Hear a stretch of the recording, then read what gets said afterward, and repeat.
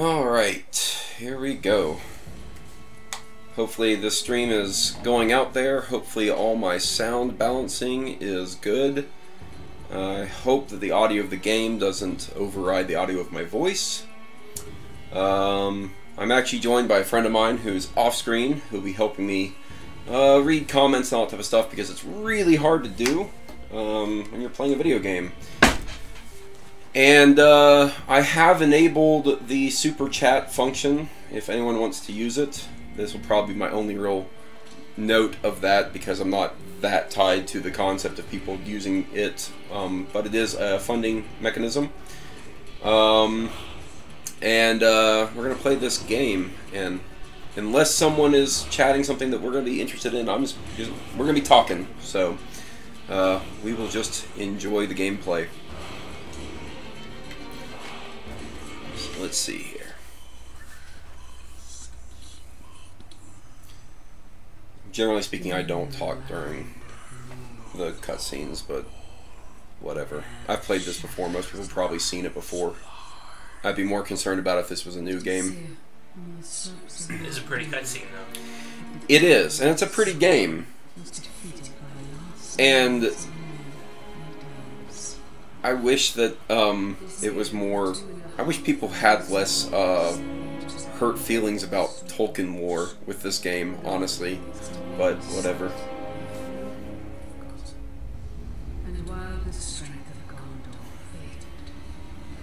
Yes, I do plan on playing Shadow of War.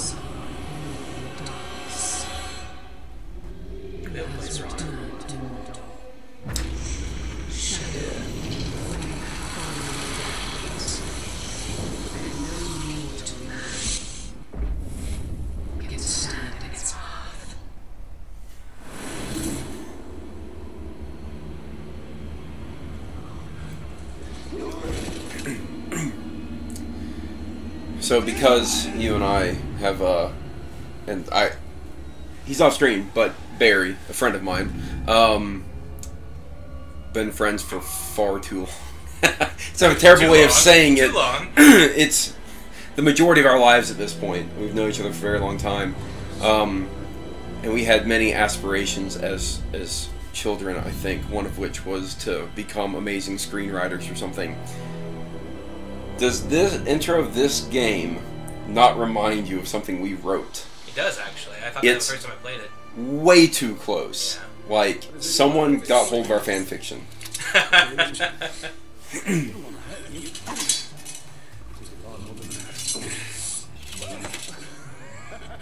What were all the hurt lore feelings about?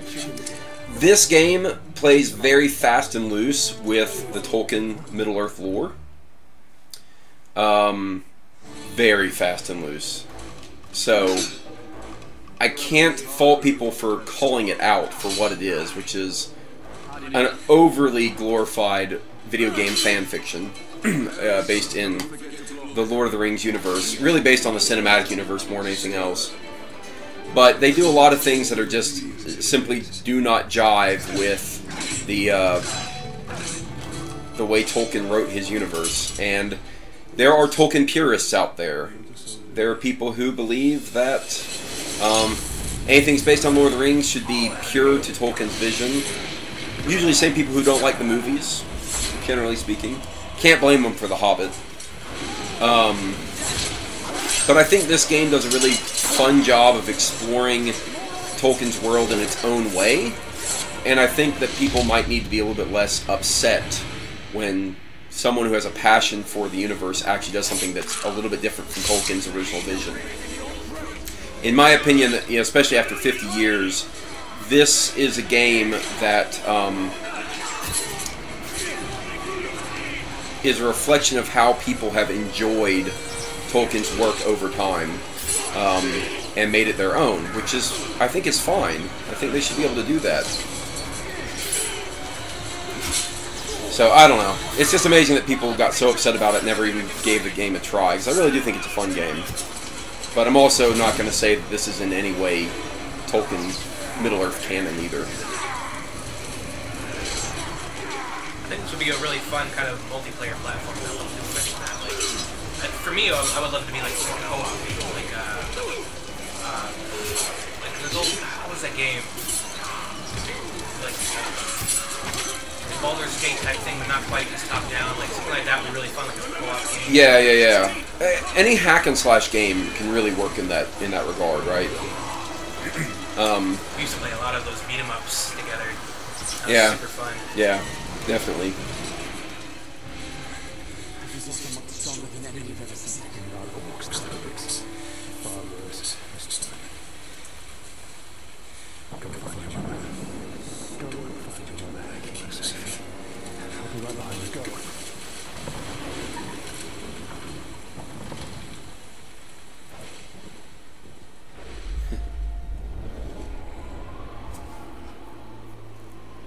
And I'm also not going to worry about playing through this, because we're just starting a new game. I'm not going to worry about spoilers again.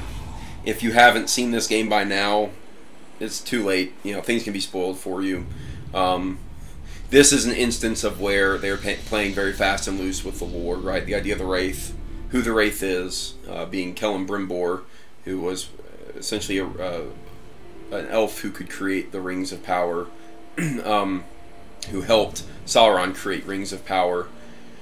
And for him to be a Wraith is actually extremely counter to Tolkien's concept of how his mythology worked. Elves don't become Wraiths. It's not within their capability.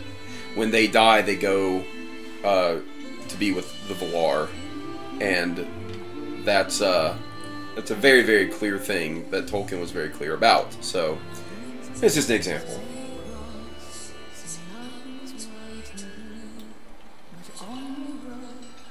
Press F to pay respects.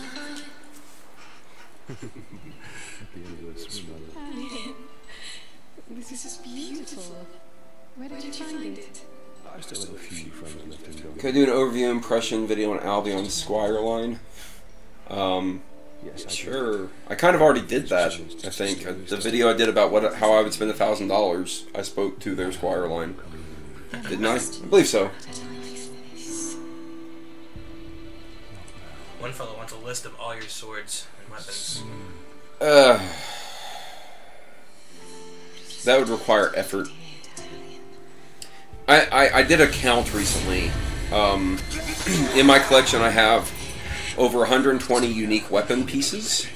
Of those, 80 I would categorize as being functional weapons, and of those, 50 are swords. I have a lot of weapons in my armory. Keep a spreadsheet or something. Again, that would require effort at this point. You just maintain it as you get them. It's not I know.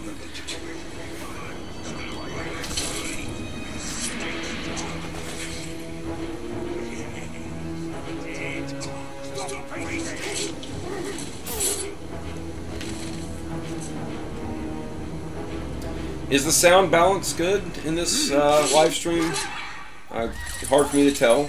So let me know.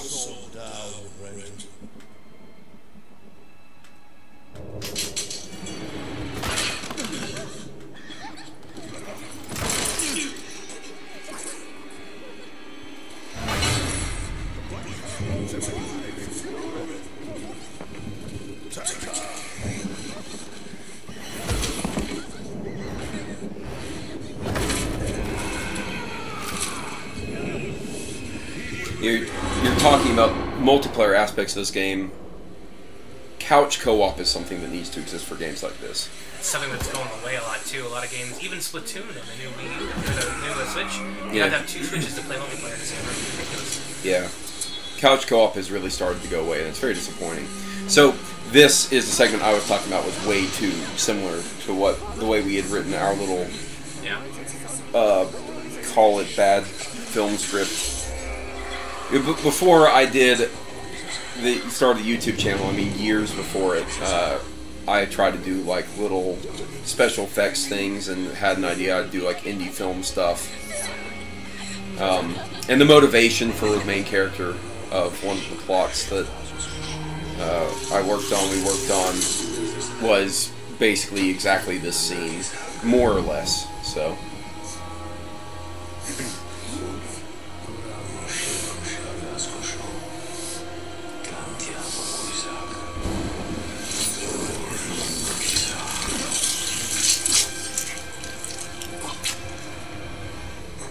to me, Elf Lord.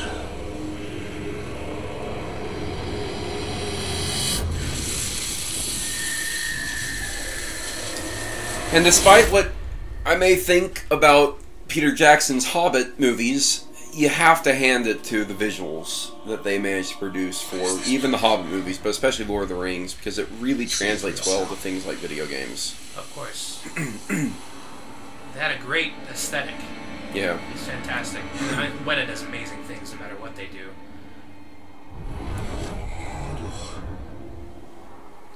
Now do you believe me, Ranger? What has happened to me? You are banished from death. Cast adrift between the worlds of light and dark. Curse bind us together within the walls of Mordor. If what you say is true, You know, one video I thought about doing, how do we break this curse? had never done it, was to just go on a complete rant about the Hobbit movies. The black hand. So many people have done that already. I know, that's why I didn't do it. We'll just treat it like we treat the second and third Matrix movies. They don't exist. Oh, you know, my absolute favorite comment I have seen yet about the Hobbit movies is, why is everyone so upset about it? I thought Rankin and Bass did a great job. They did an okay job. If we ever do a Lord of the Rings movie marathon, we'll go back to cartoon. Cartoon before the movie. Cartoon before the movie.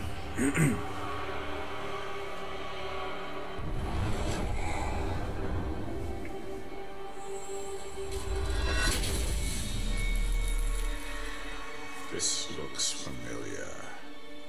That would be a really neat prop to own.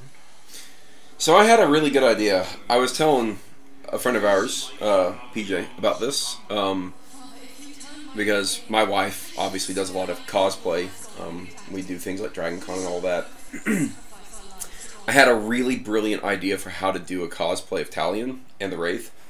Use invisible blacklight makeup to paint the Wraith on your face, and get a sword that has a blacklight strip on the back of it. So when you hold it up, it illuminates the Wraith on your face. Well, that'd be really cool. Yeah. You should 3D print a hammer like that. That'd be really neat. That's a good idea. Yeah. You could do it in clear PLA. Yeah, yeah. Someone has done a cut of the 3 Hobbit movies. I actually have it. It just doesn't work.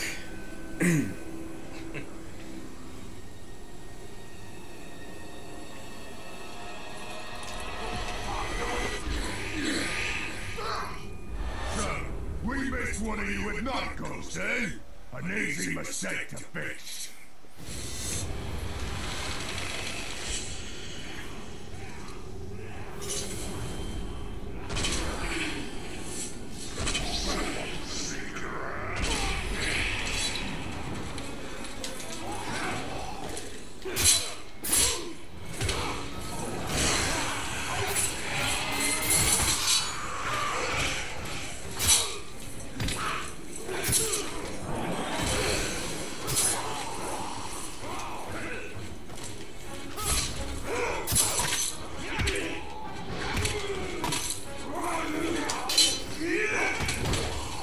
And you really have to hand it to the developers for making one of the most slick versions of this kind of combat that I've ever seen. I actually think the combat in this game easily rivals that of Arkham, the Arkham games.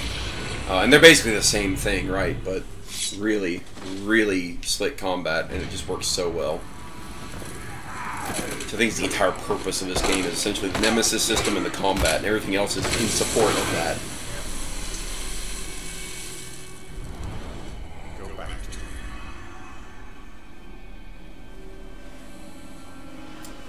Matt C. Does my opinion on the Great Sword apply to the rest of that line? My opinion of Albion applies to Albion in general, regardless of what line it's in. That said, I have not owned an item from the Squire line, and until I do, I can't really speak to their quote-unquote lower-end sword. But I expect a lot out of Albion, and I've never heard anything but good things even from the Squire line. So yes, my opinion is Squire line is probably a very good place to spend your money.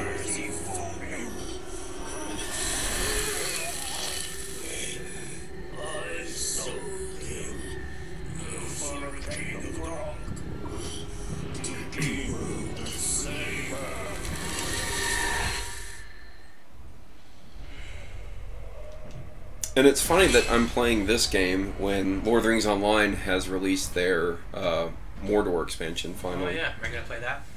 I am. Wait for the wife so we can play it together.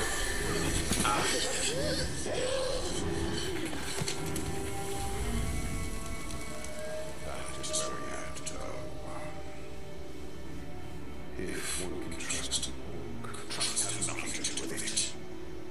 His thoughts cannot lie. The voice acting in this game is fantastic. Yeah, yeah. Nolan North is like half the orcs.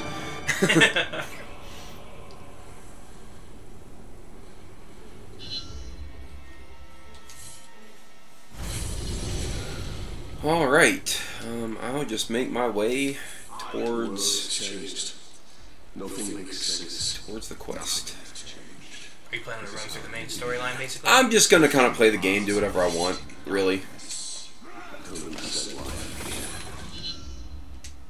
I'm also going to go ahead and give myself the execution ability, because that's a good way to build up.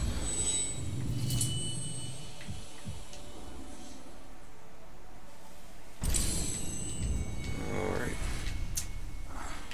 Let's go find the flavor. His mind may provide answers.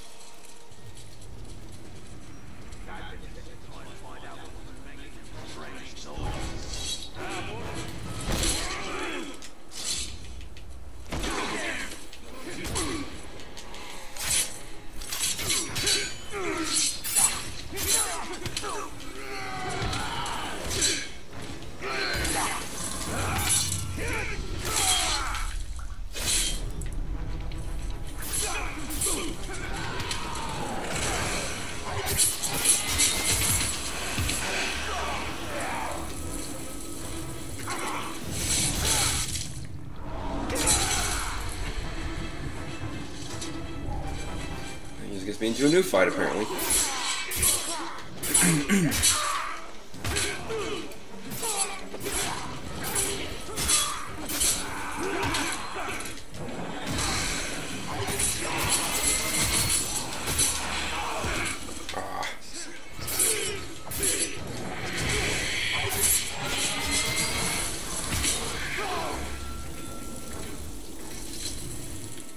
Alright.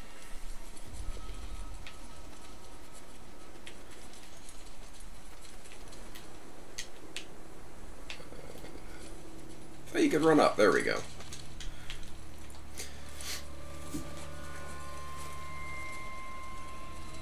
You seen any good movies recently? What did I see in the theaters? Oh, I saw Valerian. It was terrible.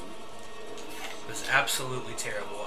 The movie was beautiful. One of the most beautiful movies I've ever seen. I've heard the first 10 minutes are amazing.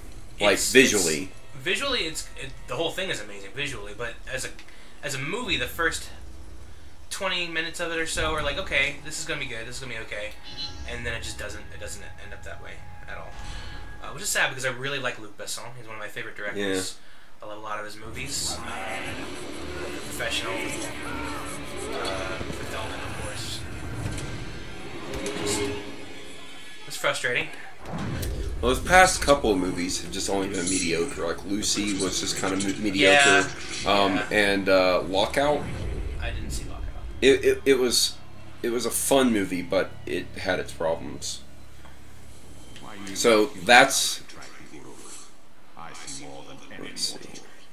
There's a lot of stuff that's out on, like, to rent right now that I still haven't seen. I haven't seen John Wick 2.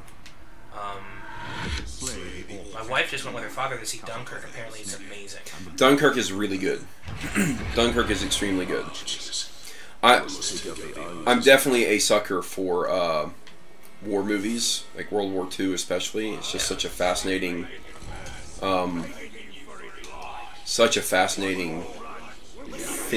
setting for really good stories of humanity, and a lot of times, and Dunkirk is a good example of that. She mentioned that even though it has a PG-13 rating, it didn't feel watered down. No, and I think that has a lot more to do with it was not trying to show warfare, but trying to show a retreat. Yeah. And but that, even in those situations, there is much death. So. Yes, very true. Let's see.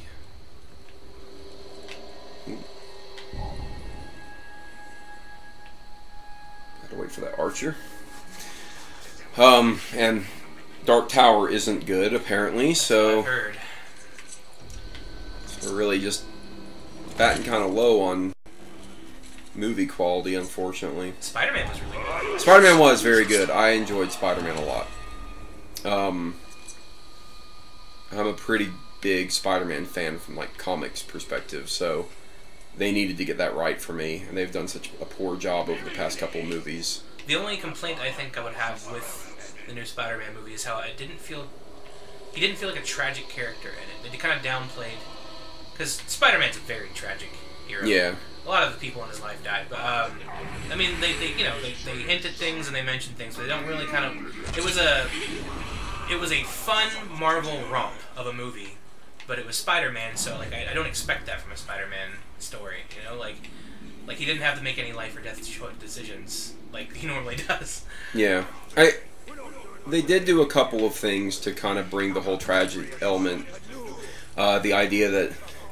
And I'm going to try not to spoil the movie because maybe some people haven't seen it, but the idea that he does end up having to make choices between personal life.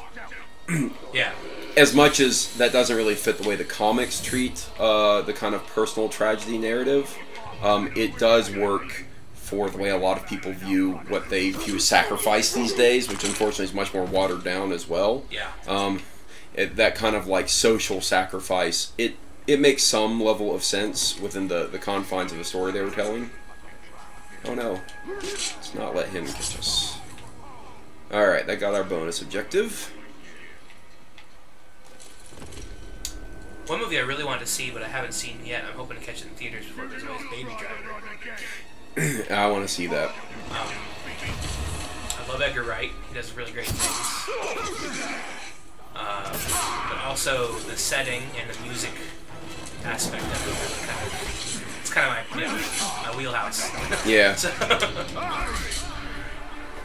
You don't have to kill me. You make a strong slave.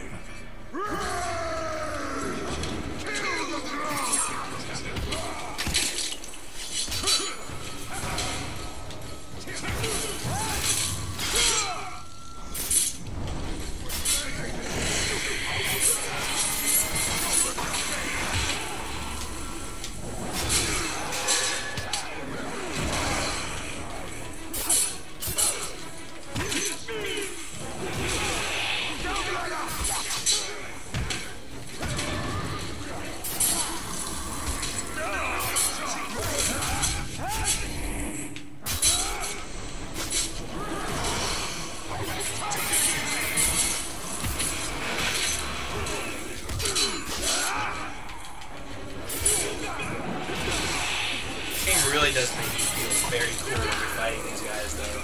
Yeah. A nice balance between being properly overpowered for the situation, but not, but it's still requiring, you know, good execution on your part as a player. I like skill moves.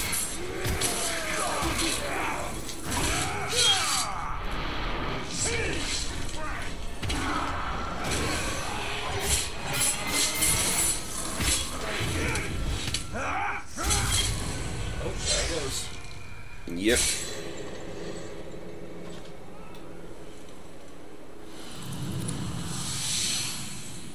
Did you ever watch the trailer I sent you for a movie called Pilgrimage? It has the guy who played Spider-Man in it. I saw it, you sent it to me, but I don't think I ever actually saw it, like actually watched it. It's like basically they're taking like a relic or something to the church, but it's like medieval themed swords, stuff like that. Yeah. Historical or fantasy? I don't think it's fantasy, but I'm not sure I'd call it historical. Historical fiction? Yeah. I think it was like more of an indie film. I haven't seen a lot about it except for just the trailer, so. Yeah. I saw the trailer you sent me for the Jackie Chan movie. That looks really good. Yeah. Basically Taken, but with Jackie Chan. Yeah. That looks real good. Taken, but better. Yeah. Taken was really good, so. Yeah, Taken was quite good. So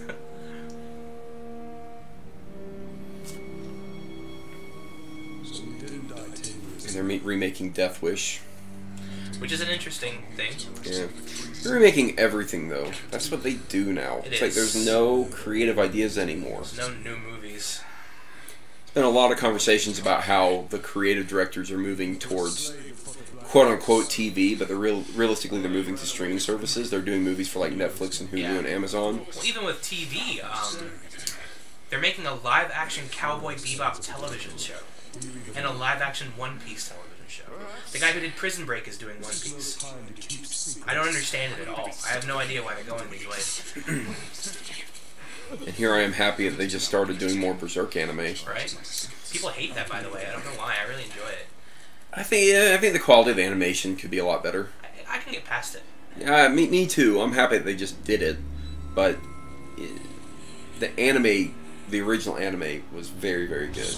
People hate that too. Really? Yeah. There's like multiple YouTube videos about people who say there will never be a good Berserk anime. Well, then they just want to see a lot of troll penises. Then I guess I don't so. know what else there is to. I mean, to me, the new one is very, very true to the manga. It's like it is very close, shot for shot a lot of times. Yeah.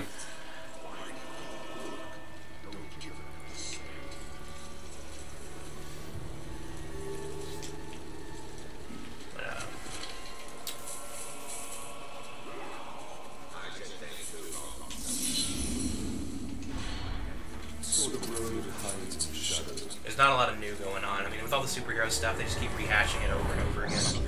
See, I don't have a problem with the superhero stuff because it feels like it had in the comics before they were making movies, which is a more and more complex universe with more and more characters, with more ridiculous plots, and they were always kind of the same because they were comic book movies. Yeah. So it doesn't really upset me. I can say that I'm less excited for each additional one.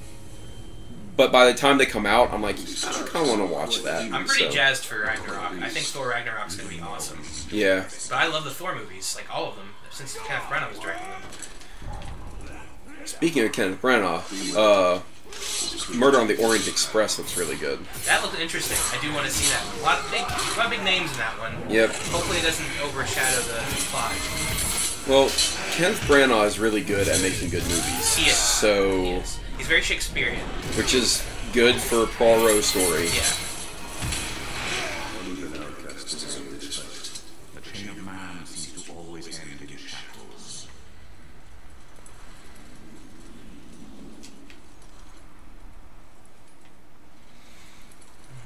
I haven't heard of that one. Confederate? No. You know what is a very, very, very good show? Is Ripper Street. It's been around for a while, but I finally started watching it, and it is fantastic. Is it finished or is it ongoing? I believe it's finished. I could be wrong about that. It almost doesn't matter because the episodes are really actually pretty well self-contained. They don't do a lot of like the.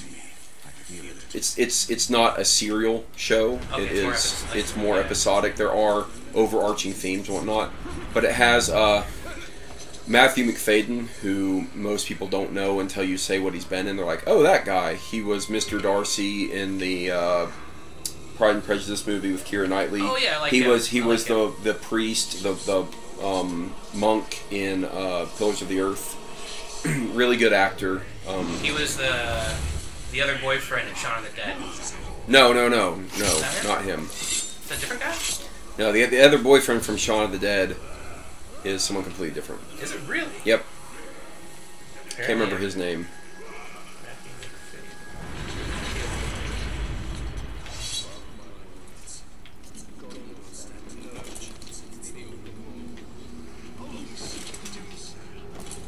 Well, he was in Pillars of the Earth, which I really like. Yeah. Yeah, you're right. I'm completely wrong about that.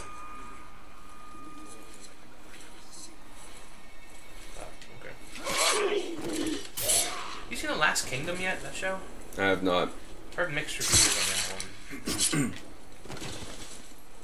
I feel like I get burnout on shows these days. Like, I'll probably watch the new Game of Thrones, but I'm not like excited for it. I'm like 2 seasons behind, man. I'm waiting for them to actually just, be done with the season so I can binge watch it if it's good. But I'm also just like not excited for it anymore. Yeah. Some people are. Some people are still really excited for it, but Yeah, my wife watches it as it comes out. We have an HBO Now account. Yeah.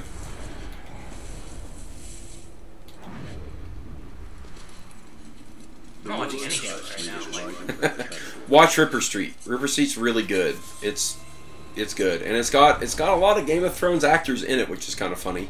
But it is extremely good.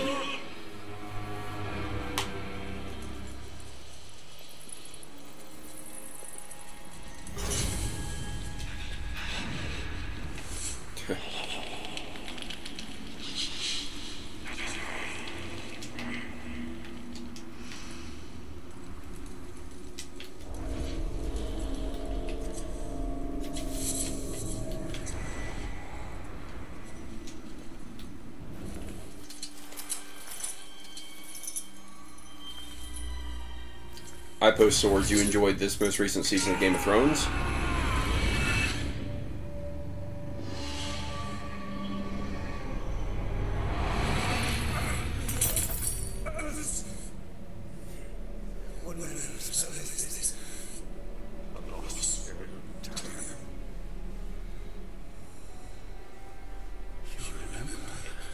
Yeah.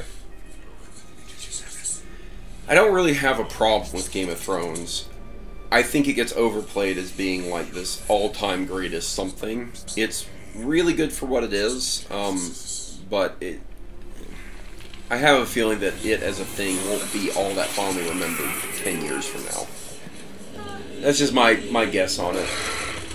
we'll see, I guess. Yep. I don't think many things will be fondly remembered 10 years from now.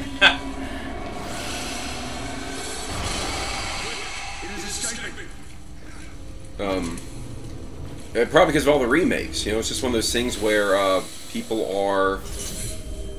There's nothing to be a fan of anymore. Everything is derivative. Everything is just kind of just the same. Well, I mean, even with the new Star Trek show that they're coming out with, it's a prequel. Like, why do they have to do that? Why can't they make something new? Oh, I don't know. Like, I want to see new exploration, not old wars. That's not what Star Trek is supposed to be about. I've given up on Star Trek.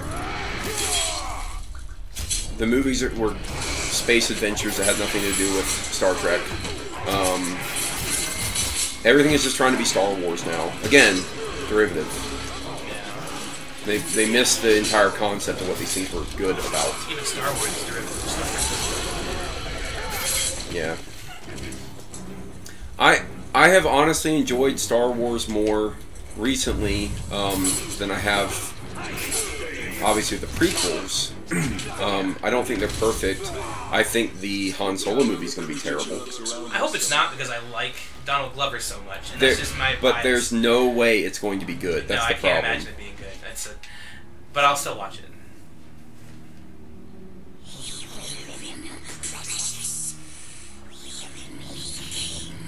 I just have to remember to turn my brain off for a lot of that stuff and just watch it as like an action flick, you know? And try not to invest too much into it. Yeah.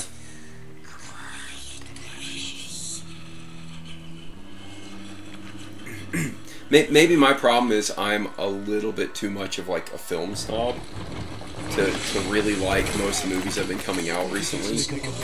And unless they're really different, I'm never like completely impressed by them.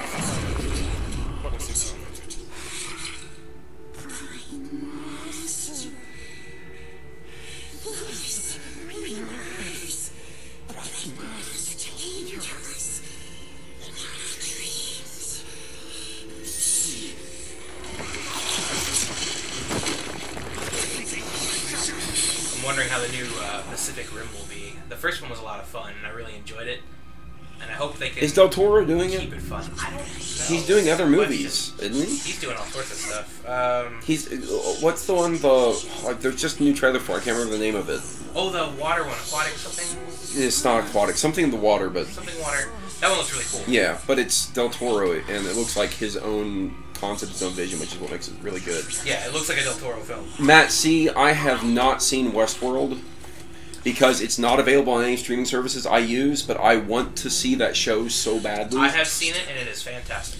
Because I love Westworld, mostly because I'm a Crichton fan. Yeah. And the original movie was really good. And I really do want to see the new version, the new take on it, and enjoy it. So I've heard really good things. It's just not on a streaming service that I use right now. It's one of those stories in that show that really makes you hate humanity. If you ever like you just like the depravity of humans and just, oh man, it makes you like uncomfortable at times. But it's such a good show. It's really good.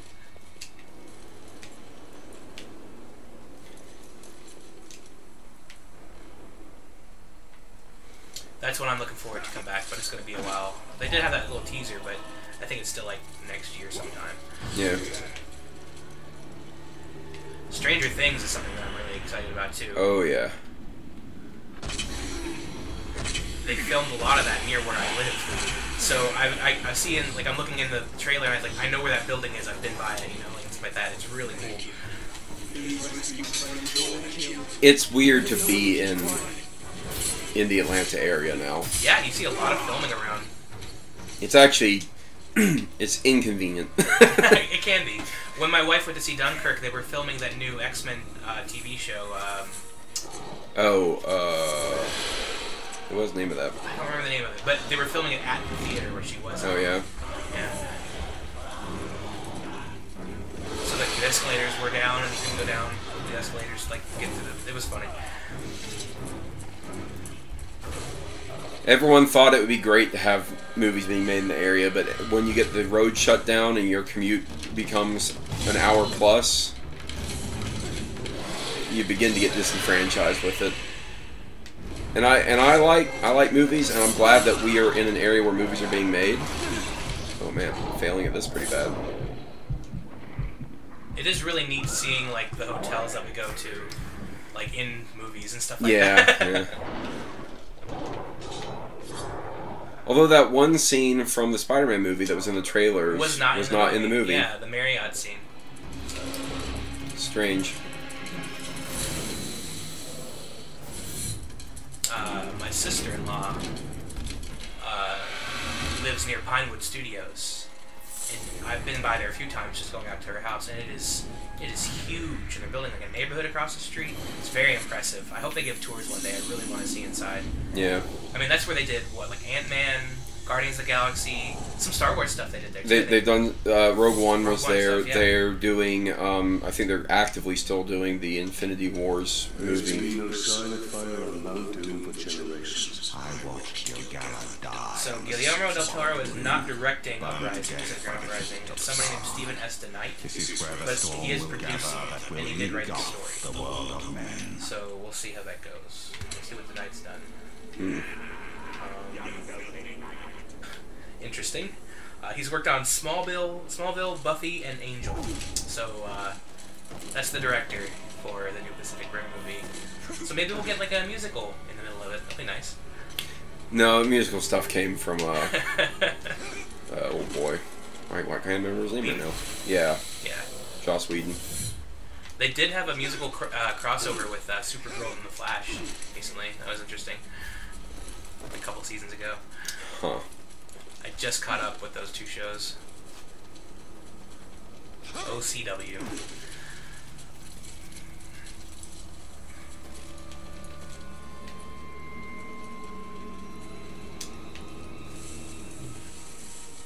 You know me though, I love a good musical. Yeah, that's true. Why did you come over here, Ranger? No.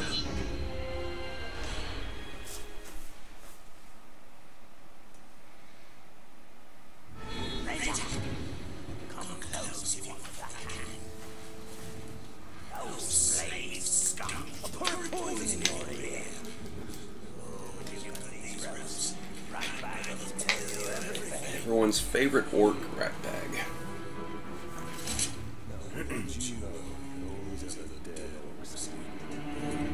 Go ahead, you bastard! Do it!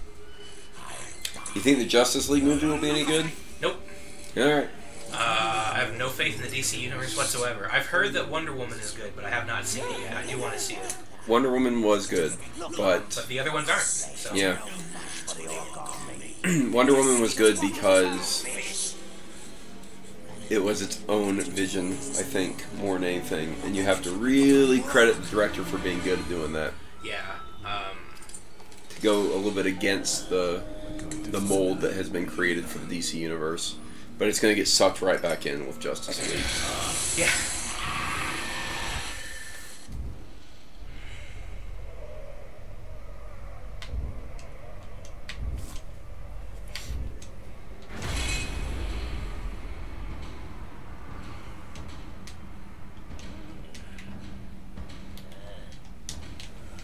Apparently, there we go.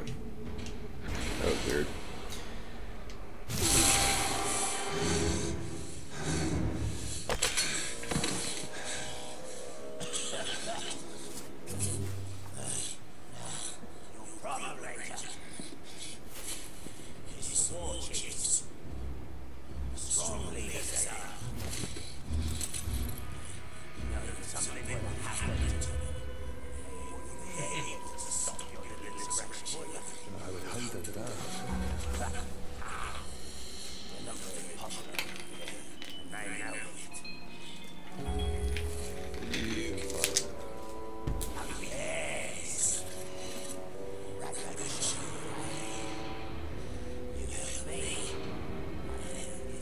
Somebody mentioned a lot of nominative to tourism in the name Rat Bag. I wonder if it's a nature versus nurture conversation, you know? Like,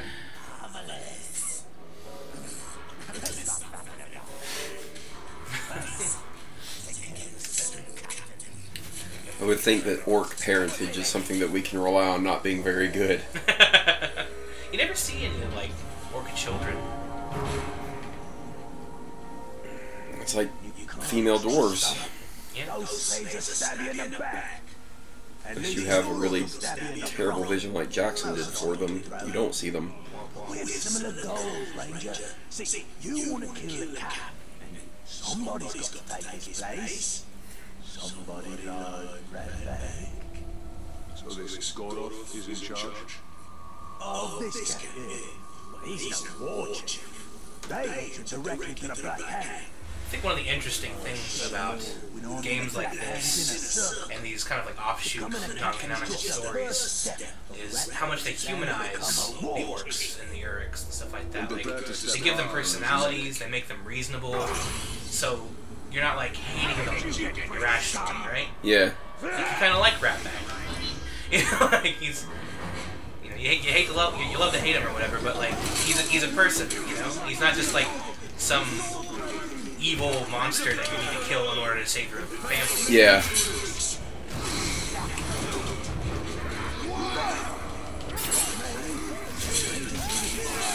I always kind of wondered, like, if the character of Ratbag was only put into this game the way he was because of the reactions that people had when they first showed the gameplay of the Nemesis system, where he was kind of the example they used.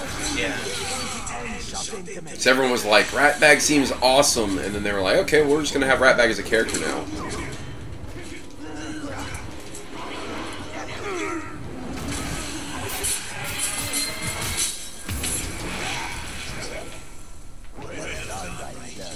Now, just picture all these corpses as Goroth. Visualize your goals. Goroth's been after Ratbag for years. Yeah, there were some moments in the books where you do hear orcs talk. It's not entirely humanizing. It's normally about like how they're going to prepare somebody to eat them. Yeah, well, that's trolls, but it is definitely like they are fairly single-minded in the books.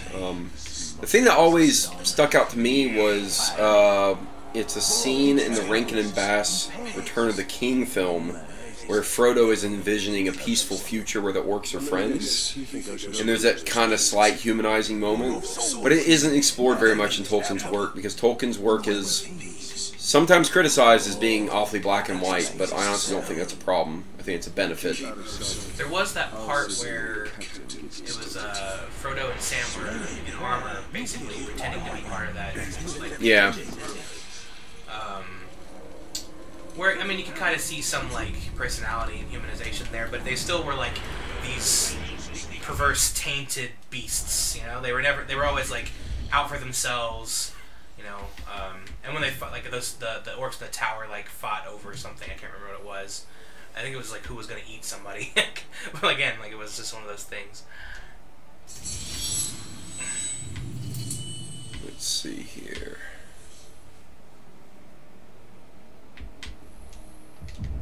It's just like watching, like, you know, movies about World War II and stuff like that. Like, not all German soldiers were bad people, but you know, the ones that are, you're like, well, yeah, kill the Nazis, but like, they weren't all bad people. Some of them were just in bad situations, you know, didn't know how to get out of them.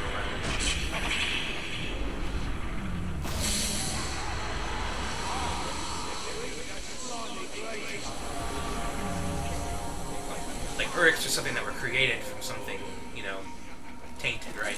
Urks were created from poisoned elves, basically. Yeah. So, but like orcs are just a creation of the Einar, right? So like it's. Well, a very specific Einar. Yeah. Yeah. I mean, they are by their nature a corrupt and evil thing. Right. You can't deny your nature in that example, right? That's kind of the purpose. That's the mythology behind it. Yeah. And it's just like Judeo-Christian demons are evil because they are demons. Right. They can't be anything other than their nature, unless it's a Buffy show.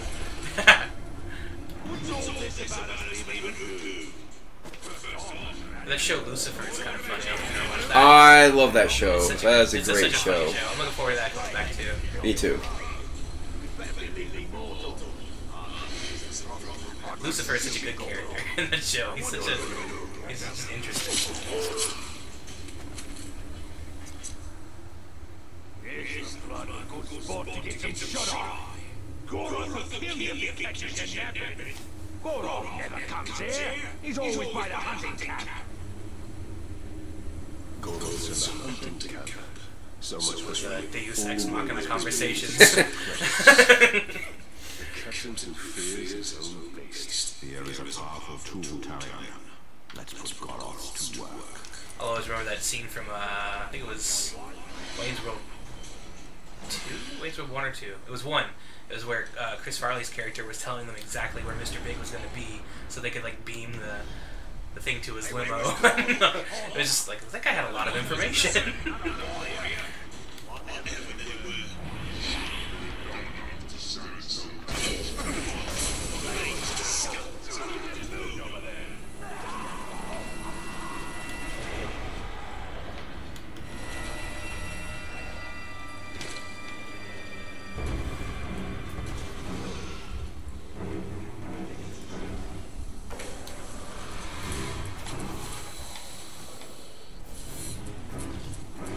We're close.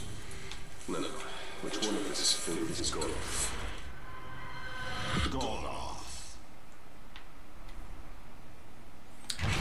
Fear of Caragors.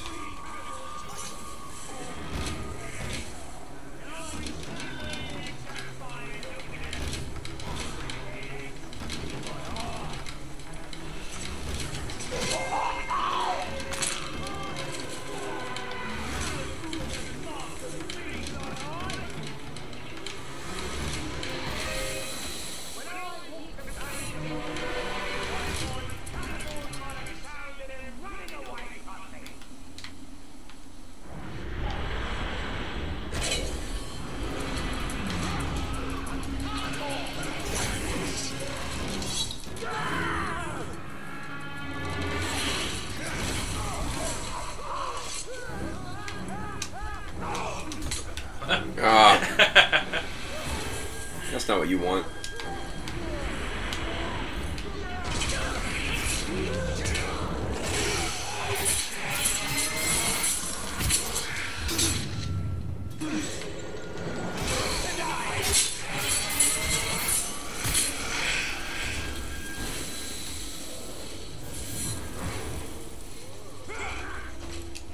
That was the wrong button.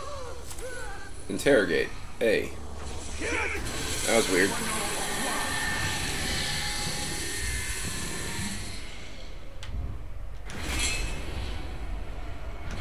The drunk.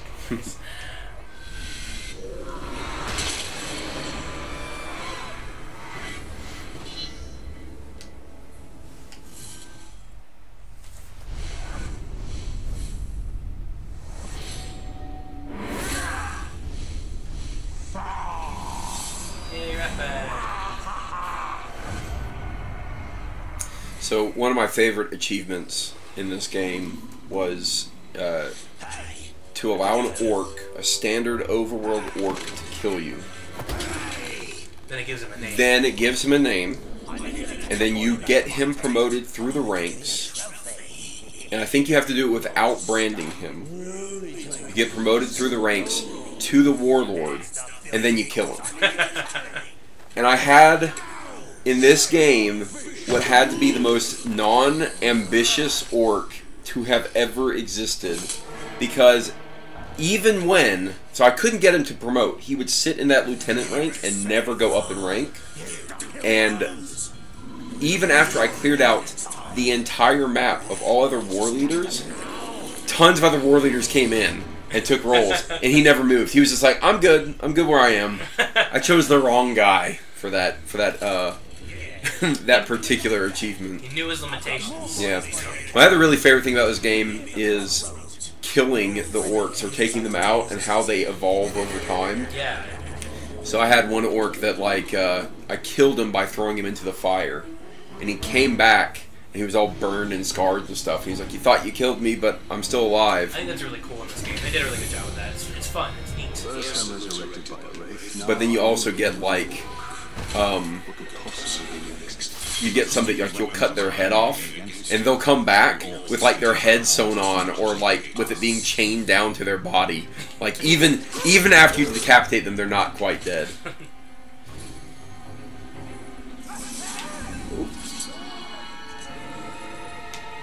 Does it scare you and run away? I have no idea. Oh, he's, I guess so. I guess he's afraid of me. Oh, what was going on there? That was weird. You have an ability to unlock. It's true. Let's do that.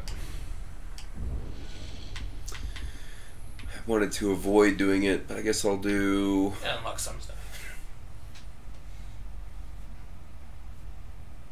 See, there's some of these that I actually ended up not liking because they made it too easy. So I'll do this one and that one. When you get to a point in the combat where it's so easy to build up multipliers and to kill things, that it became less fun. The only way I could have fun is by, like, going into an entire camp of enemies and then picking a fight, you know?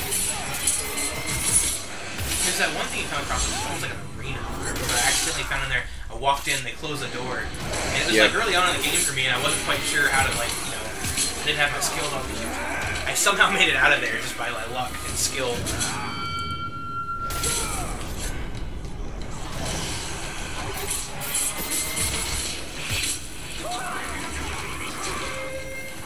Execution chains are a lot of fun, that is true, but I want some challenge in the combat as well.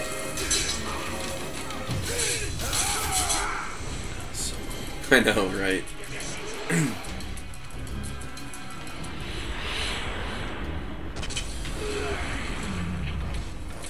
Let's climb this tower.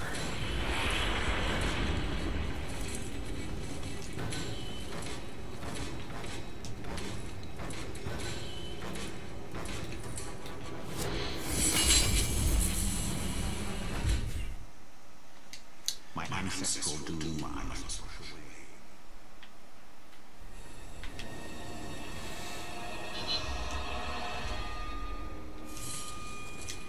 Alright, what do I want to do here? Let's see. First things first.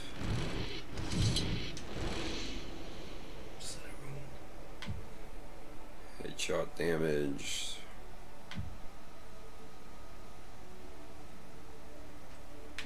There we go, headshot damage. And let's see what quest to do. Climbing the ranks. That's plot, so let's just go do that. Oh, I thought I selected it. Try that again. Set waypoint. Here we go.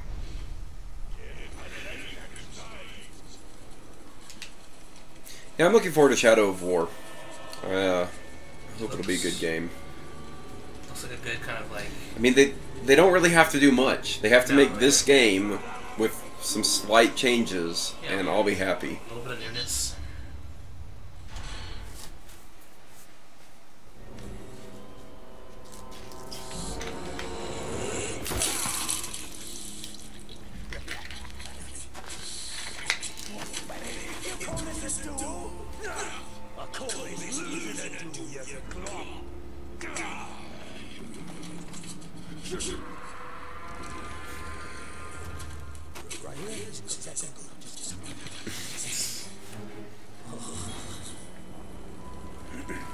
Halfway decent humor as well.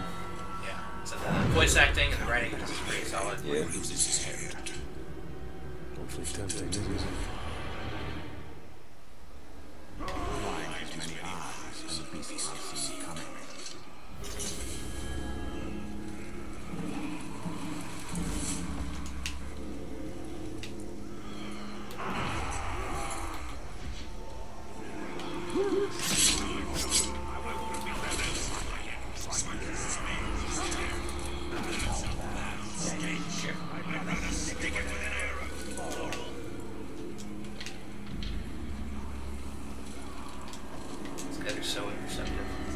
I know, right? Horses just have bad eyesight is all it is. Have you been watching much gameplay for Shadow of War? I have not, because they ruin things. Yeah, I didn't want to have anything spoiled for me. Apparently that's been a pretty big problem. Is that their primary mechanism for... Oh dear, don't... It's never a good thing. Their primary mechanism for advertisement right now is apparently live streaming the campaign, and that means that a lot of the plot details are actually being essentially released by the people who are marketing the game. Really, just terrible idea to do it that way. No one You is. didn't get your receiver for that. I did. Oh. I did. I killed 4. And I will show everyone how low that is.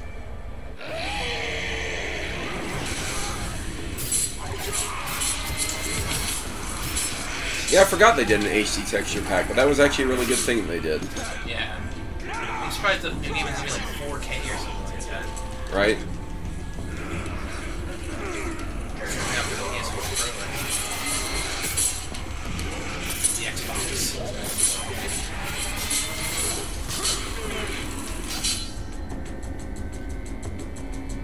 Alright.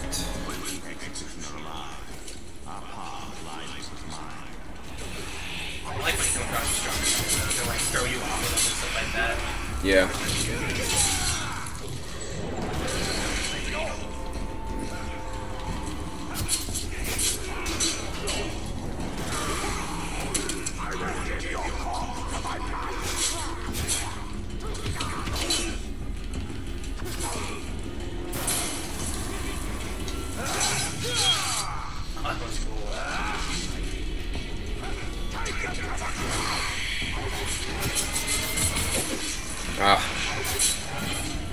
Misgauge the timing.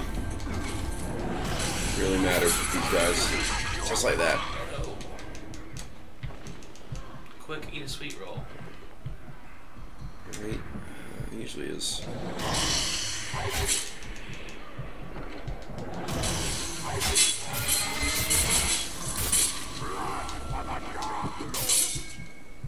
I don't want to kill him. That's not what I was trying to do. Oh no! This is where you have to not die. It's such a cool option. It was really smart of them to like add in that kind of like last stand thing. Yeah. Give you one more chance. You need to get rid of that shield and fight the guy. I know. That's what I'm trying to do. The problem is it locks onto other things, right? It's not always the most precise controls as you would need. Just like that. Somebody asked what happened to your cat. It's still around. Yeah, my cats are sometimes obnoxious, but most of the time they're alright.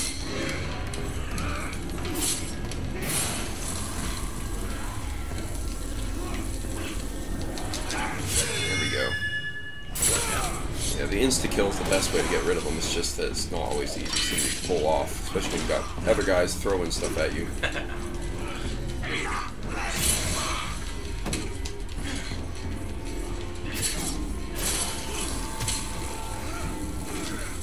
There we go.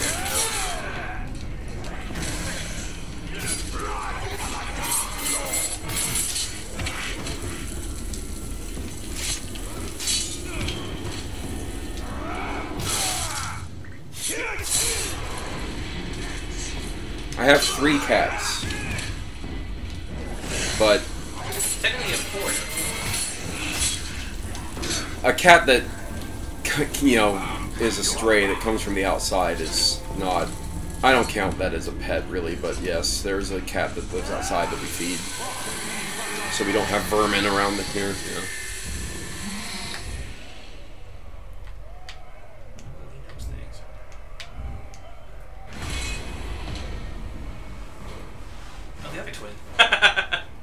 Nice. Yeah, the reason you don't see my cats in videos is because I try to kick them out of wherever I'm doing a video. Because they're cats and they get in the way. Precisely. They are not interested in being in internet videos, despite what the internet may tell you.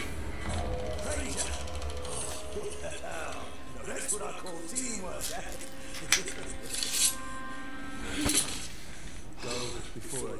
Someone way earlier in the chat mentioned the new stuff from For Honor. Yeah. I can't really be bothered. It looks interesting. They have lots I'm of sure. crazy stuff I'm sure if I going went back and played, I would enjoy it. Maybe we can do some multiplayer on that Sunday. Just mess around.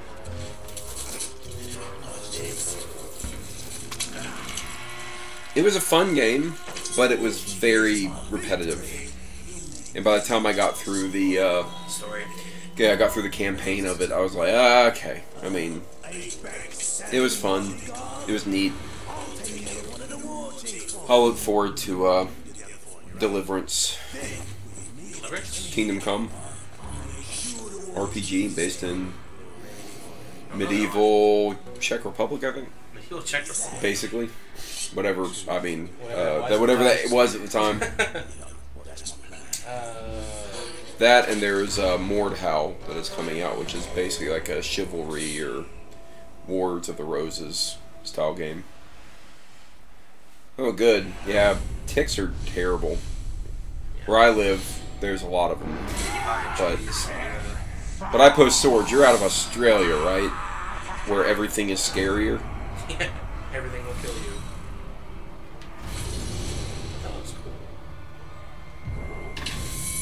This ratbag led us up the chain of command in spite of himself. He has a gift for failure. Oh, Bohemia. Okay.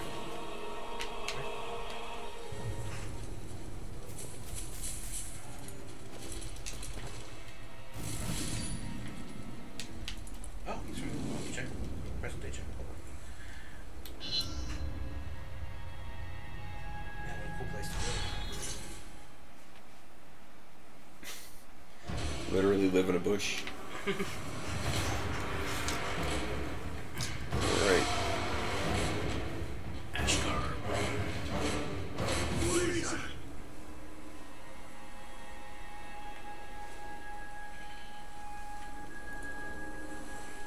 Need a cat fan page? What?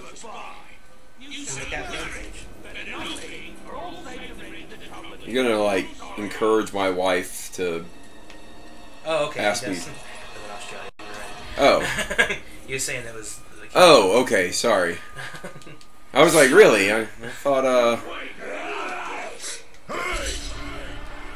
There's plenty more Uruk where I come from, you stupid shrug. They listen for me and obey my call. You're alone. Can we have this conversation outside of the shrubs?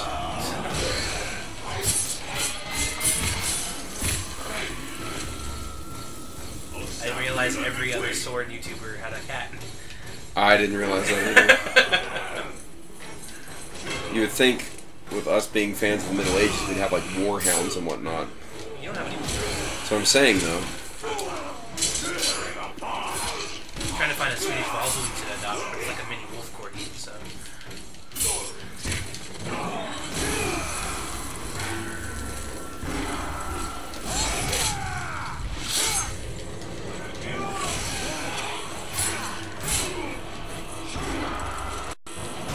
Whoa. That looked weird.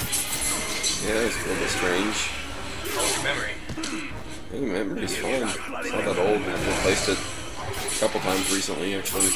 I do all the video work. I constantly get upgrades in memory whenever I can. Yeah.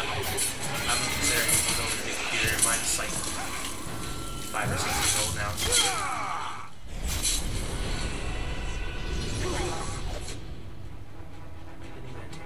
You need a war horse to get the full effect. Horses are expensive to maintain, man. Yeah. It doesn't stable. There's been a lot of conversations recently. There's groups within the HEMA community doing mounted combat. I know there was a story on it with the HEMA podcast fairly recently. I forgot what it's like, historical equestrian combat sports or I'd something. be afraid of hurting a horse.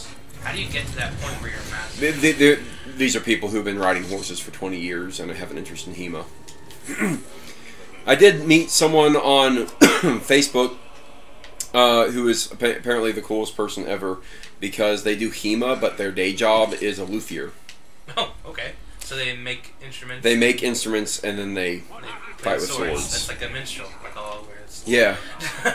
It was just kind of funny. I was like, that's two things that are very great.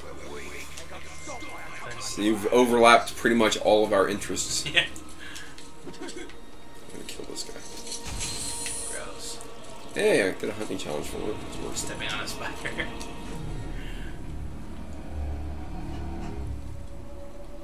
What someone needs to do is, for people who are not skilled in horses, someone needs to create a, what did he just go? Oh, never mind. Needs to create some sort of, like, setup for people to learn those things without a horse. You know, some sort of stand-in. Yeah. Poor rat bag. Yeah, a lot of people who do jousting, though. Jousting is one of those things you really can only do it as a show. Yeah, Otherwise, you're absolutely insane. Not a lot of people do real jousting anymore. There was that one year we saw it at the Renaissance Festival. And they did it pretty legitimately because they got real hurt. Yeah. Quad bike HEMA. Moped. Golf carts. That's gonna do it. You know those little things, whirly ball.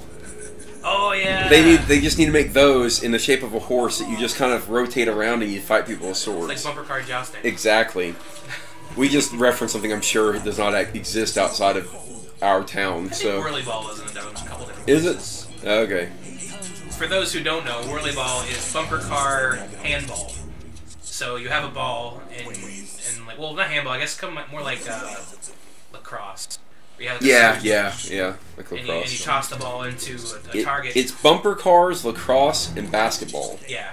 Essentially. And it's usually accompanied by alcohol, which is not a good, not a good thing. Yeah.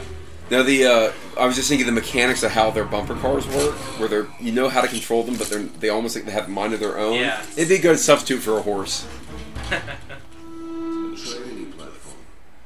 But we'll see how the war chief soldiers do in the face of true foe. Rattle the cage and bring out the beast. Kill a berserk with a ledge kill. If Ratbag is able to take the war chief's place, it will only be a matter of time before he reaches his black hand.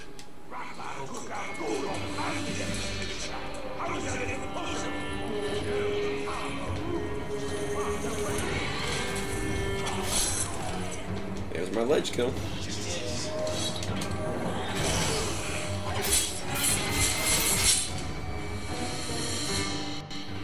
Yeah, see, somebody said they have one in Chicago and St. Louis, so totally a thing. We'll just punch the slave. I mean to. Don't hold it against me.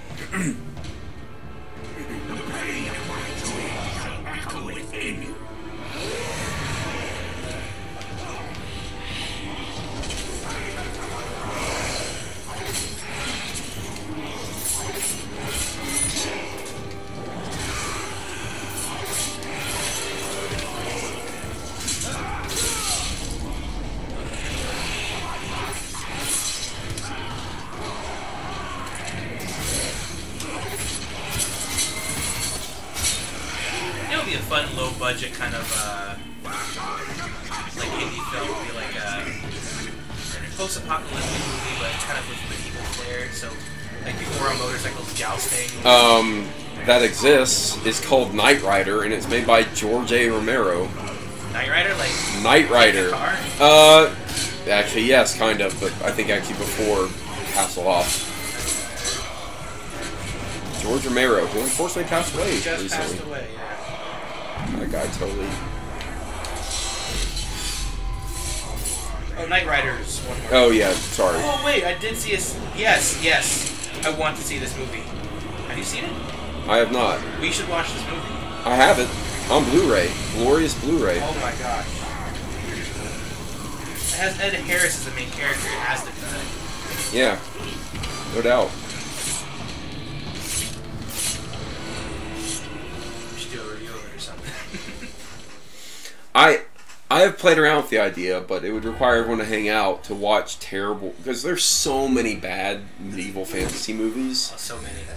It'd be great. Good bad it would be great to kind of do the sit around and watch terrible movies thing. It would be a little bit derivative of my favorite YouTube channel. Red Letter Media? Yeah. Those guys are hilarious. Because those guys really are like the best, and we really would just need a Rich Evans. We need someone like him, but I don't want to be him. No, but to sit around and watch crappy movies, we used to do that a lot. I've always thought it'd be fun to do that. Did you ever play Diablo? I played Diablo 1, not Diablo 2. I think I started with Diablo 2, and I actually had Diablo 3. I really enjoyed Diablo 3, but Diablo 2 was like the best game of its genre, in my opinion. Yeah, I know I recognize Diablo 2 is a better game. I just never got around to playing it. Diablo 1 I did play. I always kind of like those type of games, the loot style games. Oh, we got arm guards.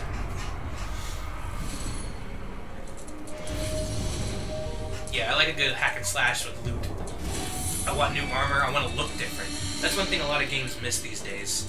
Is like, I want to put on the armor and look different. I want to have a weapon in my hand and make it look cool, you know? Like, I want to have that customization, that difference, that uniqueness. Matt, see, you were offended by the colorful, childish, cartoonish nature of a Blizzard game? You should expect that, because it's a Blizzard game. Yeah, that's kind of where they go with their games. Although I really like Overwatch. I really enjoy it. It's a fun game.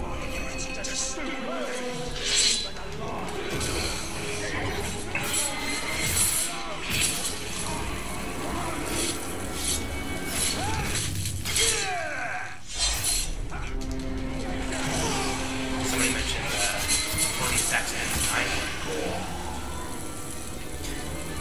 Oh, in this game? Yeah.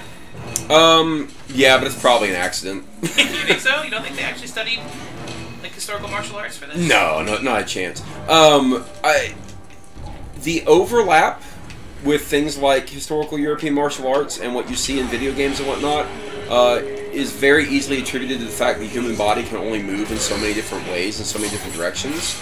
I actually did a video on it, and a lot of people were really upset by it, which was surprising, but I mentioned a terrible animation that they had in Lord of the Rings Online, where someone basically goes to the Oaks position, the Ox, and they shift their hands around in a very unnatural way because the animators couldn't figure out how to rectify how the person would hold the sword in that manner, even though the way to rectify it is just to put the hands in a mechanically proper way. Right. Like, they just couldn't figure it out. And it just goes to show that, you know, it's really easy just to say, well, I don't know how I'm supposed to animate this, so I'm just going to not, right? With anything, films, games, it's a visual media. They're going to go for what looks good. And realistically, people who don't understand the martial art can't recognize the beauty in what they're seeing, essentially. Like, it looks like people flailing around if they don't know how to read the moves. Right. Well, I mean, For Honor was a little bit better about that in its game. And they specifically said that they were going for that kind of slightly... They were trying to cater a bit to the quasi-historical fencing crowd, but yeah, it doesn't bother me. That's the thing. It has never bothered me that someone in a movie doesn't use historical fencing techniques. It totally bothers you when they spin around. It bothers me when they spin around, because that's just silly. But at the end of the day, it doesn't really bother me when they're doing something more flashy, because you go look at a kung fu movie, right? Even Bruce Lee was doing things that Bruce Lee wouldn't really do in real life in an actual fight, and he would recognize that. Yeah. And he would just, because it was what they visually do. Yeah. Just like, you know, you get Jet Li doing something and they have to tell him to slow down, right? Good martial artists can also perform on stage, and it's okay. It's actually why I don't do videos that talk to that thing. Well, a lot of my peers do, and that's great. I have no desire to say, oh, this Game of Thrones fight, let's analyze it. No, it doesn't matter. It's just stage art. It's not. Yeah, it's nothing to analyze. It is what it is. It's there to visually communicate the story being told, and it really has nothing to do with good martial arts. You know, it was one of my favorite sword games was Bushido Blade on the PlayStation, because you just walk up to somebody and you slice them once and they're dead. It was like the end of the fight. There was no like silliness to it. That was like one of my favorites.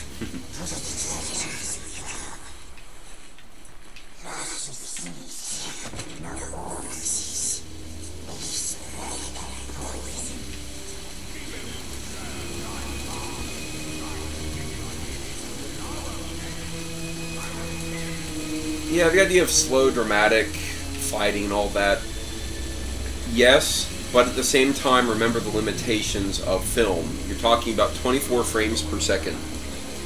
And unless we devolve into the 300 style of storytelling where everything slows down to super slow-mo every 3 seconds to show what's happening, it's done so people can see it. And it's all born out of stage combat. You know, when they were doing sword fights on the stage, they couldn't realistically communicate their story to people that were in the back row of an auditorium. Right.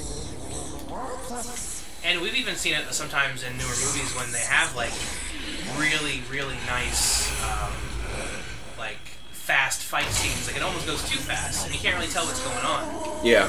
And it's not as fun to watch as something maybe a little bit more slow, a little bit more elaborate. You know? But my argument for how you really do a good historical style of fighting in a movie is to kind of do it the way it was done in the Sherlock Holmes movies, the Guy Ritchie Sherlock Holmes, where he plays out the entire fight in his head, and it goes slow-mo through the entire fight, yeah, and then it just happens real-time speed. And there were the videos that came out online recently where you had people doing almost exactly that within the limitations of what they could do with their filming equipment, which are really, really slick. But again, the people who appreciate it are the martial artists, not the mass consumer group.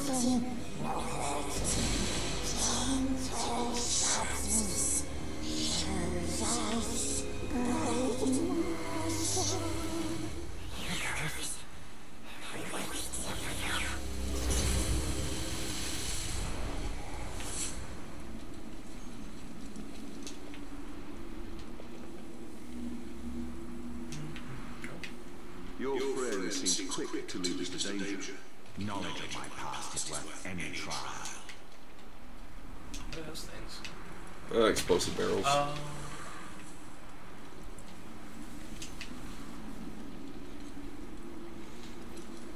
So the last good, like, kung fu action movie I saw would probably be The Raid. Yeah, and here's the thing. Here's why those type of movies that actually do martial arts in a more proper manner work there is because they have entire production companies that have specialized staff that's what they do. They are martial artists on staff to fight. Right. I did an interview with Alan Johnson, who is a stage combat expert, does script writing, has produced independent small budget films, does HEMA, does Bohurt, the Battle Nation stuff. does all these things, very active in these communities. And he and I talked, it was at DragonCon last year, he and I talked about why is it we don't see that, or why is it we see that in the Asian cinema but not in the US cinema. It's because we have different ways of making movies. Everything's done on contract in the US. You hire the actor, you give them the training they need. And there are guys who specialize in sword fighting. There are guys who specialize in... But they aren't the actors. No, they're not. Yeah. They train. Yeah. Or those who stunt work. And the exact opposite is true in Asia. You get the martial artist and you turn them into an actor. Right. Jackie Chan's entire group of fighters, all those guys, yeah. they,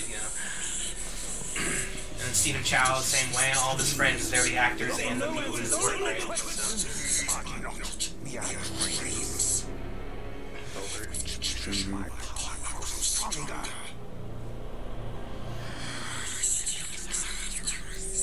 Yeah, if we truly wanted to see those type of films in the U.S., you would have to get production companies being like they were in the United States in the 20s, where, Paramount Pictures owned an actor. Right. And they were like, this actor has a yearly salary, and they are in as many movies as we can put them in. And then you have to train them to do this type of movies.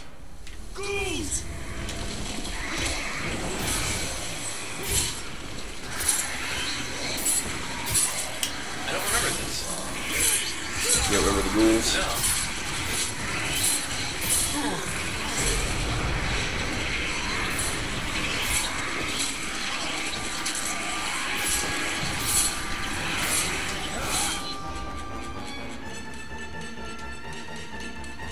Alright. For some reason, I just lose my ability to do things sometimes. Just the Xbox controller. What's weird is...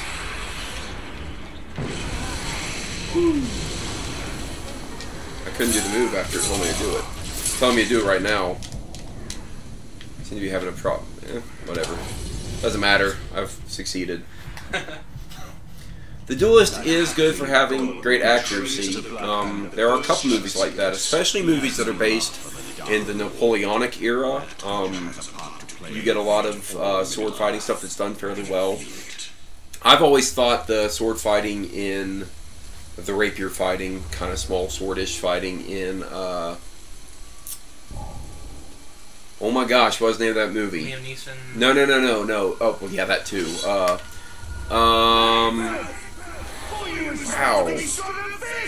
Count of Monte Cristo. The fights between Guy Pearce and whatever that guy's name is. Jesus. Yeah.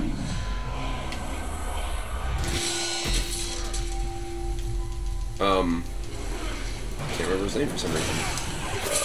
But anyway, those fight scenes were actually pretty good as well. No, yeah, I was talking about Rob Roy, Matt. Rob Roy, the fight scenes in that were fantastic. Yes. And those are kind of funny fight scenes as well, because you're doing Scottish broadsword versus Jim Caviezel, yes. Jim Caviezel, thank you. Thank you. You're doing small sword versus broadsword in Rob Roy, right? So you got this kind of very... That was so good. And it's extremely good, and it's kind of true to what would actually more or less happen, right? In these type of fights. Get on with it. Kill me. Yeah, all right. Oh no, I messed it up. You didn't kill him? Nope. You got a second wind out of me. We'll go down faster. There we go.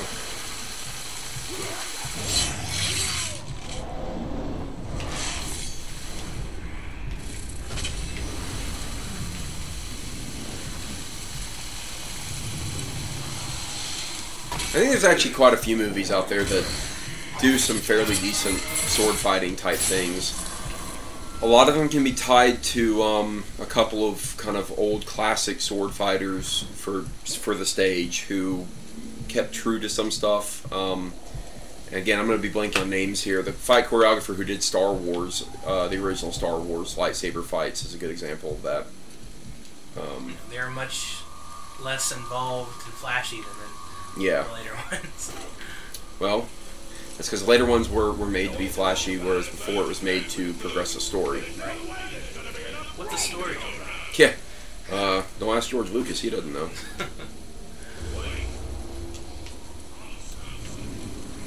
The herbs.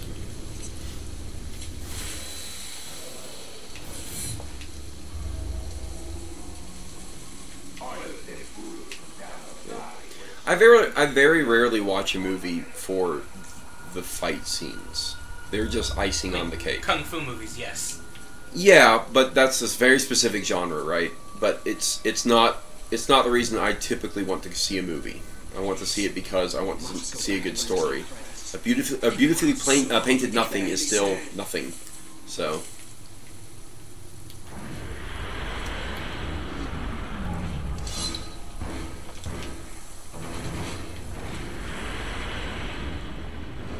There's a new Tony Jaa movie coming out. I can't remember what it's called. It's got a bunch of people in it.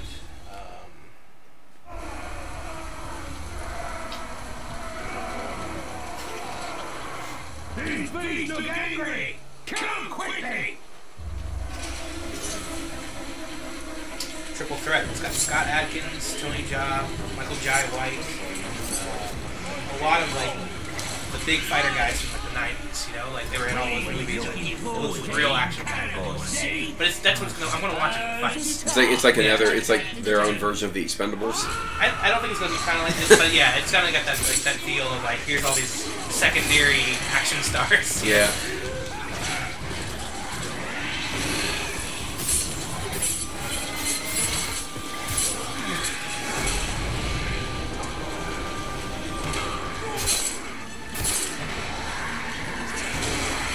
That one coming out, and the Jackie Chan movie is actually American produced. Yes. Yeah. That should be very interesting and actually have a good story, you know. So I'm looking forward to seeing it. I hope it's good. I really hope it's good. It looks pretty good. I love a good revenge film. That's why one of the reasons why I actually like the new Death Wish movie. Like I'll probably see it because that's what it is.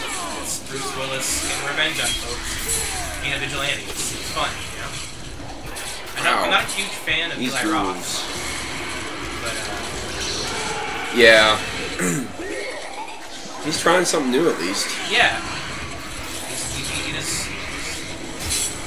kind of disturbs me a lot of the time.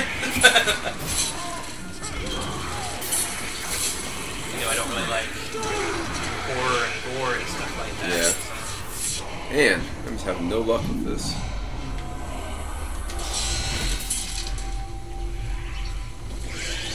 Because these ghouls keep latching onto me.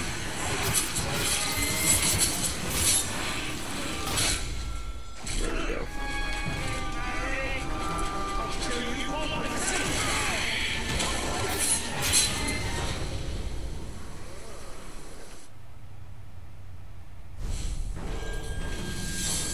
I'm actually not sure what's happening here. Oh, its hunt was a success?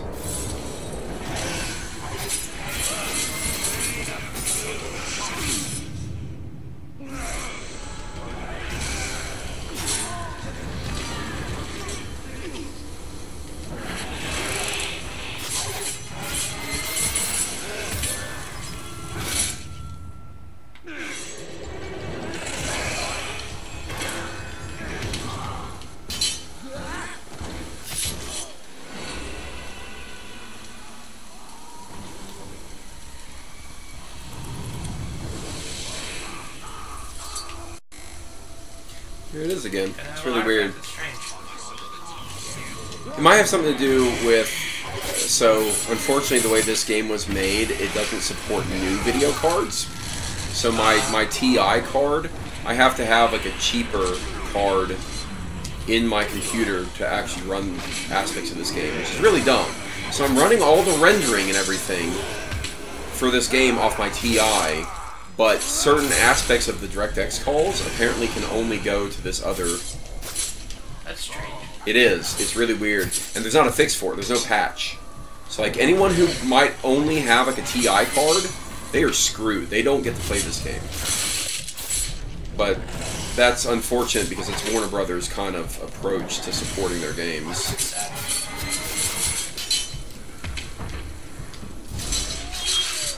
Remember back in the day when you'd be playing a game like the original Warcraft, not World of Warcraft, but like the Warcraft. Yeah. And then you played on a faster computer, and it would just run super fast. Like it wouldn't. Like so when timing in video games was based on internal, speed, like yeah. internal clock speed of the CPU. Yeah. It was always kind of funny.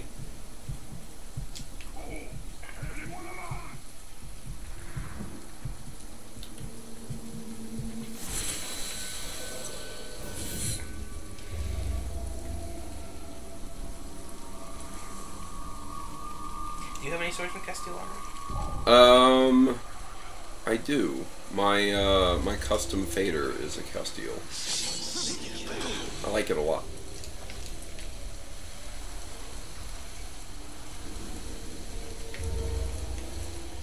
Alright, let's see here. Let's get over this way. Josh just sent that article you talked about earlier at lunch. Which one? About the employee. Oh yeah, there you go.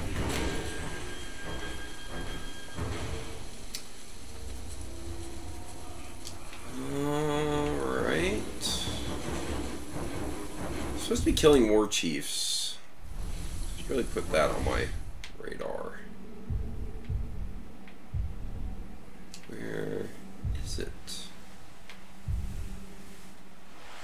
I think I need to find more towers.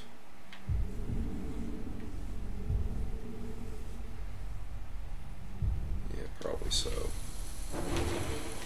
Any towers around here? Way over there.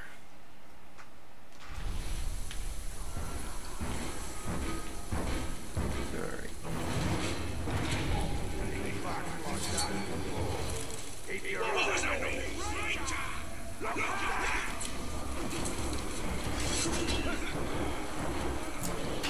Yeah, I think it kind of shows your age when you talk about how you remember when video games were linked to the clock speed of the CPU.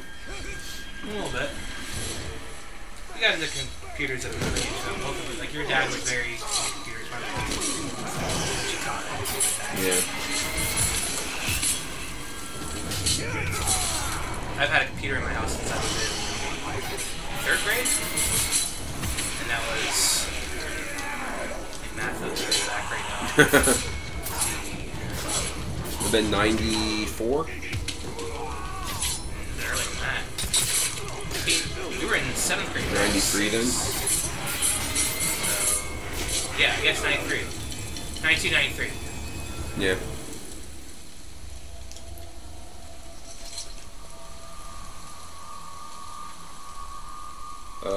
Did I delete Reddit? What? So your account didn't work or something like that? Like looking for you maybe? I just haven't been as active on it, honestly. I think that's what it comes down to.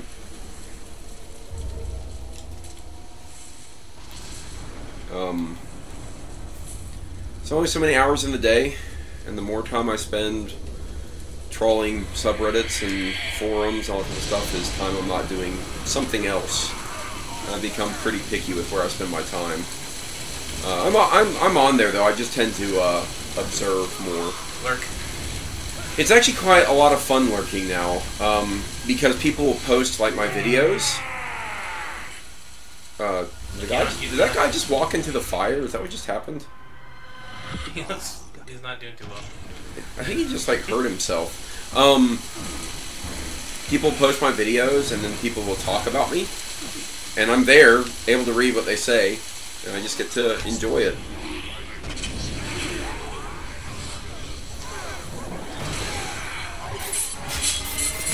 But no, I am still on Reddit.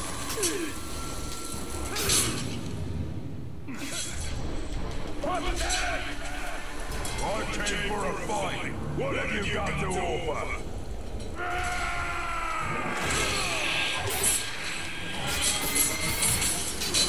They say they want that beard back though. That's a negative. That's not coming back. Should come back. That's not coming back. That's too much effort. I'm definitely a low effort person when it comes to this type of thing. Stupid shield guys. So you grew that beard for my wedding, so I appreciate that. Yeah. Oh, I guess I didn't even have an opportunity. That's it. Oh, people say negative things about me all the time. It's alright. I don't care.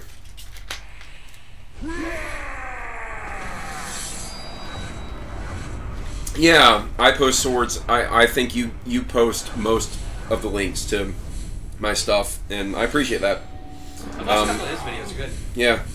Oh yeah, definitely. I'm actually subscribed to I post swords. More people need to be.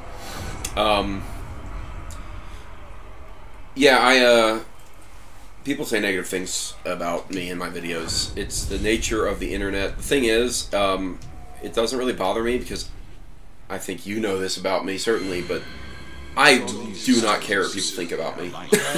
In the least. Not even a little bit. Not even a little bit, and that's not even a joke, so...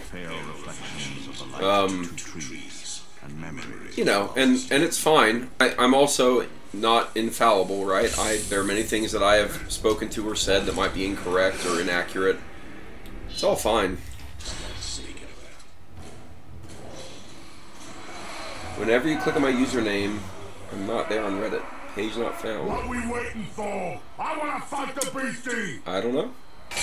I'm on there. I still have my account. Maybe I've been shadow banned. Who knows? I don't know what I'd be shadow banned for, but...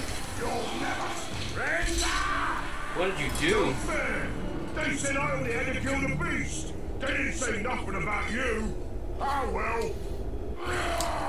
Yeah, I wouldn't even know where to begin. Like, how would I even be shadow banned? Because I really don't participate in much of anything on Reddit.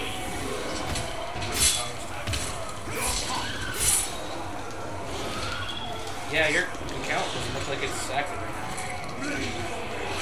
That's strange. No comments or posts. Is it being spelled correctly? Yeah.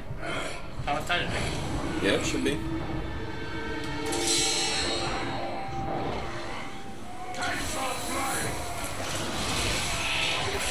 I'll go check it in a moment. I'm pretty darn sure, though, that it's there.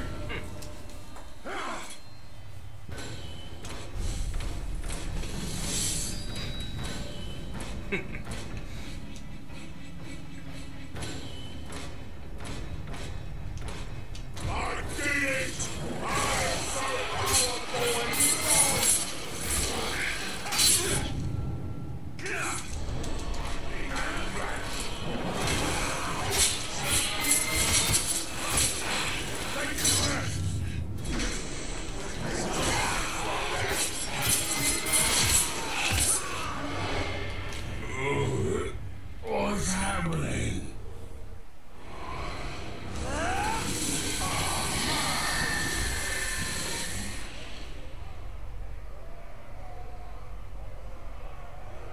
$4 well spent. I missed something? Maybe they got this game on sale. No.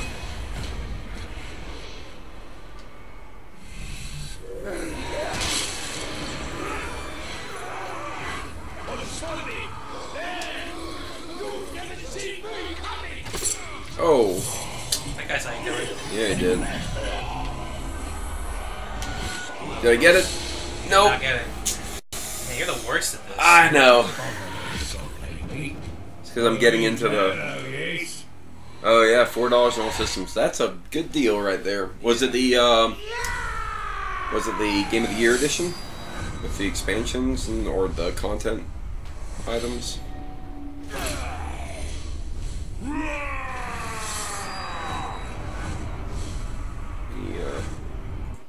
Let me answer this Reddit question real quick. Let's see what this says when I go to Reddit and log in.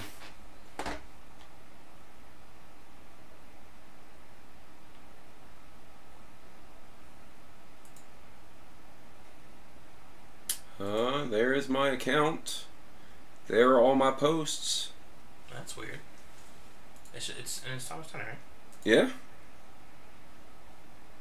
That's really weird. Yeah, it's there.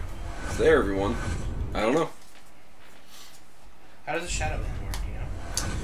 My understanding of shadow ban is that you think that you do everything. So you might actually be banned and you just don't know it. Yeah, I don't know what I'd be banned for, though. What is this sorceress power? I'm not really that concerned about it. Again, I don't really care what people think about me. Terror among the servants of irony. It is a power. Your social media presence is a thing. Your YouTube personality. I'm actually gonna go to this thing that I'm supposed to do. It's way over here. I don't know. I can look into it. But I have not been very active on Reddit or anything like that. Maybe I'll make a post to see if, like, somehow my account, because I haven't been active on it, been archived or something.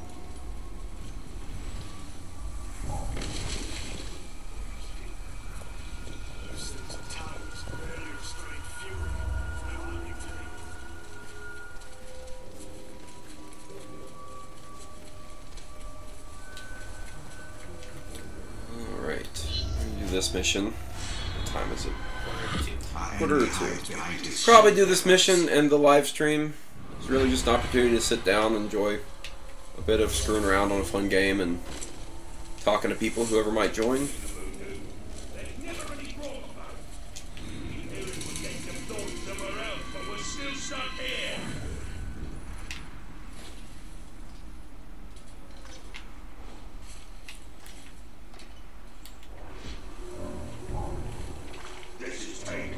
Do you have any merch for review? I do.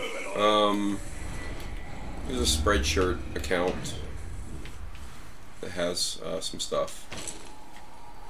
So you can get a t-shirt or two. Those do exist. They are unfortunately expensive because those kind of merchandise systems just are expensive, unfortunately.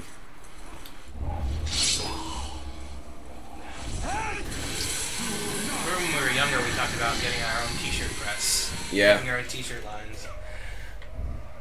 Definitely.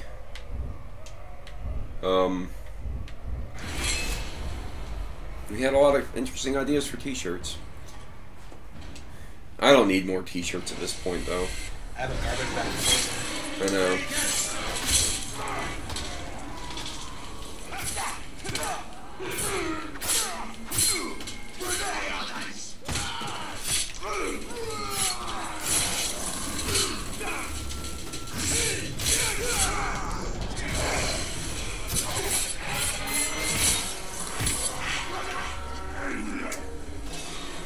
Alrighty then.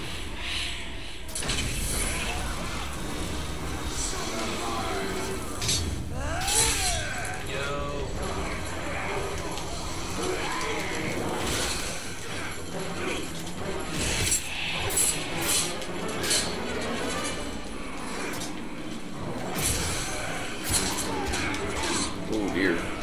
This is probably picking off more than I can probably realistically fight with the archers.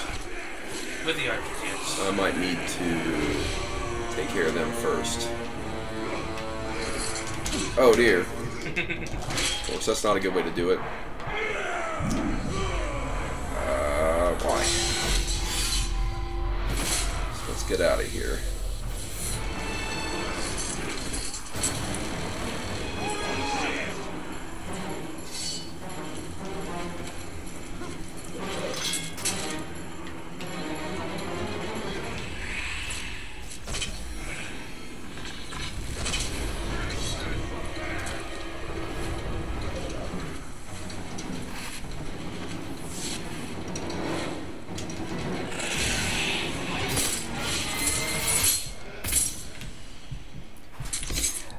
Oh man, getting sniped here.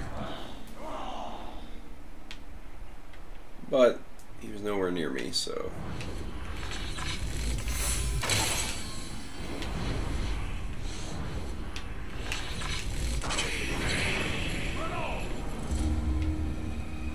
Alright, I'm hidden. I can reduce the threats. Hopefully here.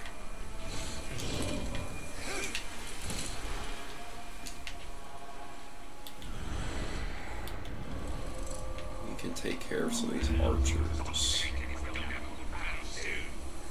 There's a lot of defenders for this guy. I actually killed most of the archers that were in this immediate area, though. Oh, here's the last one.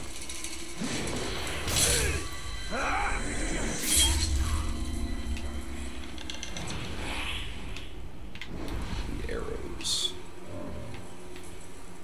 Ghostly arrows. Ghostly arrows.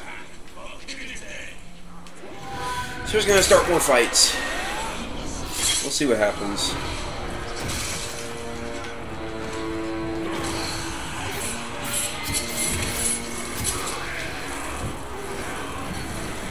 You doing anything for the eclipse? I wasn't planning on it. Probably should. My Sam is yours. I've George's cabin, so right there. That's cool. You're not gonna be able to see it very well.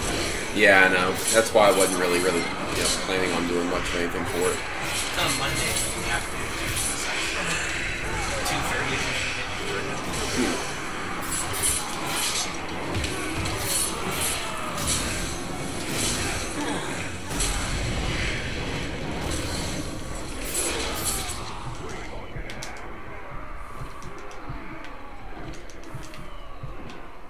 So many dudes.